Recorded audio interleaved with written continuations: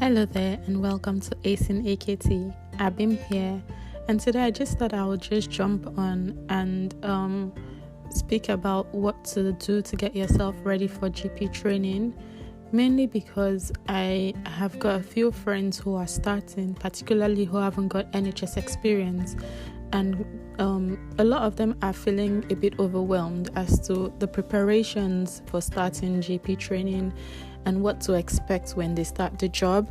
So I just thought I'll just give a quick overview of what I had to do and what lots of other people who start GP training have to do, and just an overview as to what the job entails as well. I would like to say a big thank you to everyone who has subscribed to the channel, and if you haven't, please like, subscribe and share. Thank you so much.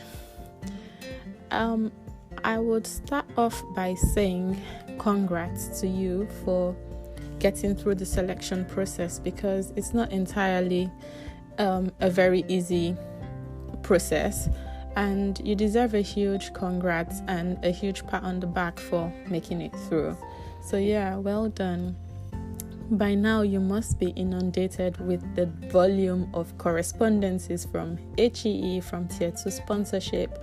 Perhaps you're getting some correspondences about preferencing jobs already, and it's easy to feel very overwhelmed. I would just like to say that just crack on with those emails. I found organizing them in sort of priority, making them favorite emails so I could sort of go back to them every now and again and just check off what I haven't completed was very helpful to help me get all of the forms turned in good time. So crack on with filling those forms because they're very important. The next thing you would want to do if you're local to the UK is to take a trip down to wherever your training post is going to be, and just have a look. And obviously, because you're moving to a new area, you want to have a look for houses. You will probably want to have a look for schools.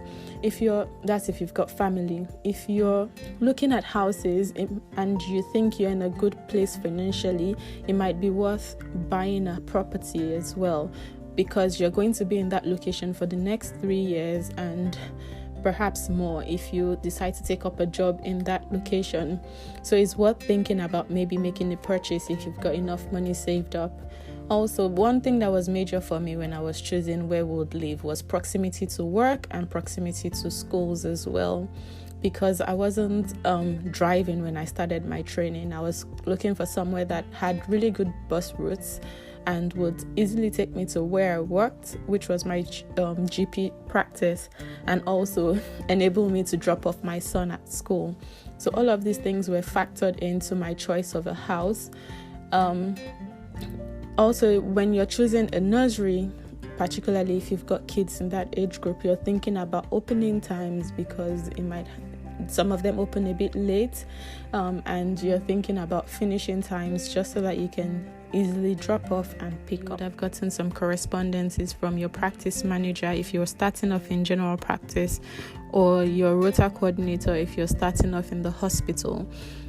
It's very important to sort of get all of this communication sorted, because you can then sort of negotiate what column or slot you'll be taking on the rota if you're dealing with the rota manager, or you can ask about a work schedule if you're going into general practice. And then for me, I find that gives me a bit of understanding of what I'm going to be doing and helps me plan for things that I have to do. Perhaps you might want to I like to plan ahead, so I tend to think of my annual leave in advance and things like that. So that just helps me factor all of those things into my calendar, considering the fact that if you were doing a hospital rotation, many places will not let you have annual leave if you're doing a night shift, or if you were doing an on-call or something. So yeah, it's things to also factor into consideration before you start. That's sorted. I hope that by now you've figured out where you're going to be staying, and you figured out when you're starting, and whether or not you're on call on your first couple of days. After all of that is sorted, then it's time to move and pack up and head to wherever you're going to be based. It's also worth mentioning here that it's worth keeping all of your receipts from your viewing and receipts for relocation, particularly your moving van and things like that, because you can get that reimbursed. I would be linking the document for the reimbursement in the description, so if that's something you're curious about, I implore you to have a look at that as well, because there's lots of information in there. If you are starting off in a hospital job, I will personally suggest giving yourself perhaps 10 days to 2 weeks to move and then settle, so that you're a bit relaxed when it's time to start. So if you're looking at an August start, you're looking at moving maybe the middle of July or towards the end of July. And if you're a February start, you're looking at moving towards the end of January or the middle of January. It all depends. If you are starting in general practice, it's usually a bit laid back. You would get a few weeks of induction and shadowing and things like that. Usually you would have to do the mandatory trainings. The other thing is you would be doing a bit of sitting in with different clinicians and different members of the team, and that just gives you an overview of what everyone does, because contrary to popular belief, there's lots of people who work in the general practice setting, and I mean, even I am still learning about the different roles available, and all of my sitting in has just been very eye-opening as to what happens in the background and how things are run. What that sitting in does for you is helping you to understand what everyone does and who to approach when you have whatever issues, and who to assign some tasks and things to. Yeah, so very highly recommended. The other thing to say is, if you were starting in a hospital post, then you'll be having a hospital induction, which covers IT and a few of the mandatory trainings that you need to safely work in the hospital. So all of the fire trainings, I always say fire. It's usually a full day's affair, so you're expecting to be there from like the morning to maybe 5 o'clock. And if you were scheduled to do an on-call on that day, afterwards you would be going off to meet the team that you'll be on call with. It's not very likely that you'll be doing an overnight. Perhaps you might be doing that on your next day or whatever, but it's just, that's why it's very good to get in touch with the rota coordinator in good time, so that you can choose a slot if that is available. So they might want you to choose a slot that works best for you, and sometimes they would be proactive about not putting you on call on that your first night. The other thing I would like to say about the hospital jobs is you would then get, after the hospital induction, you get a departmental induction where they explain to you what the department is about, what they expect of you, and yeah, I think that's about it. And it's usually lots of information, but then it's a bit of a foundation to further your placement on. Also, you'll be expected to have a placement planning meeting with your clinical supervisor.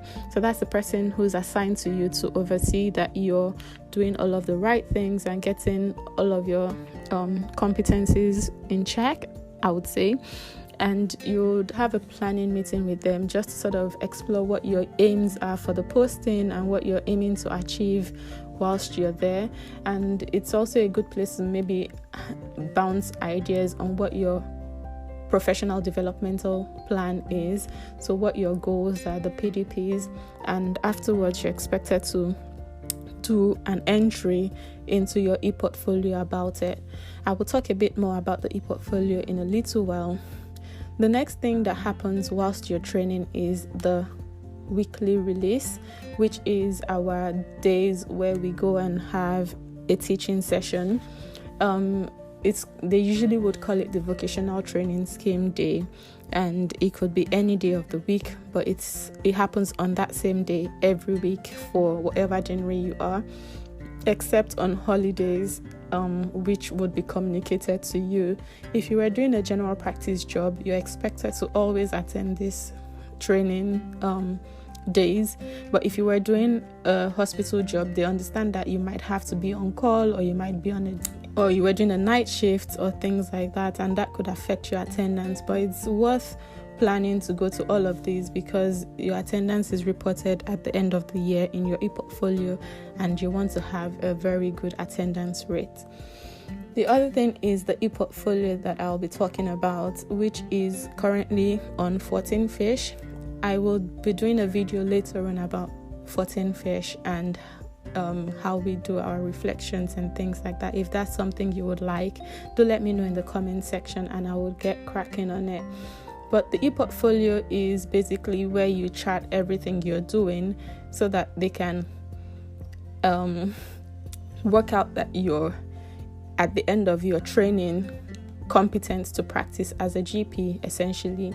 And it's just what we do with it is reflecting on what cases that you've seen and cases that you've managed, and you just sort of type it up. And it's very nice now on 14Fish because you get guides as to what to write, and it sort of just signposts you on how your thinking should be. So is what I mean. When you do get there, you would figure it out. The other thing I want to say is the workplace-based assessments are also mandatory because those are things that they check to make sure that you're fulfilling your training criteria. So what it is you get different sorts of workplace-based assessments. So you would at some point have to get feedback from your colleagues and at some point from your patients as well when you're in general practice. You would have to get some observation of your consultations done, some observations of your examinations done, which is usually done by a registrar or consultant when you're in on your hospital post. But if you're in general practice, it would usually be done by your maybe your clinical supervisor or your educational supervisor or any other GP who you can grab to observe all of these things. So that is a brief overview of what to expect when you start training. I hope it has cleared up some of your doubts and has reassured you that it's not a very daunting process. It's something that you would easily pick up along the way, and there's lots of support for you on Facebook with the Facebook groups, and I will try to put out as much content as I can and as regularly as I can. If you did enjoy this video, please give me a thumbs up, like, share, comment, and subscribe. Until next time, Abim.